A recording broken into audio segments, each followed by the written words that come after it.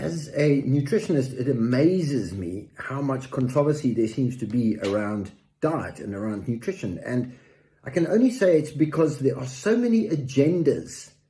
There is so much of our personal identity seems to be wrapped up in the way we eat, as if it makes some kind of statement about your ethical goodness or your morality. Or I get it when it's religion, maybe, because that's quite prescriptive, but we're all looking for evidence to justify eating the way we want to eat because of our personal whims and our personal preferences and our personal tastes. And that, to me, is intellectually dishonest. We should be looking at the science as it is, properly, in a critical way, so we can see when the science is actually BS, then decide how we want to eat according to our cultural baggage and our ethics and our morals and our philosophy and our religion and all that stuff. But firstly, we need to understand what it is that we actually should be eating, which our body needs. Okay, so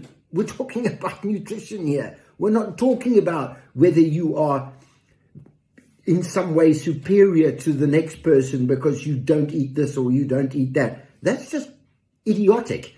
So that can't be your starting point. If that's your starting point, then you're going to cherry pick the so-called science, and a lot of it is bullshit, because a lot of the science is already based on the preferences and the moral or ethical or religious cultural baggage of the people doing the study.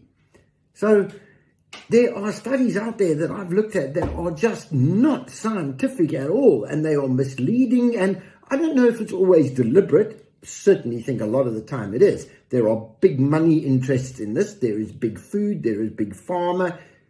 There are a lot of interests that are wrapped up in keeping us eating a certain way and not necessarily trying to keep us healthy. But you can't use your own particular preference as your reference point to then try and look at science, because you're doing it back to front. We need to look at the science with an open mind.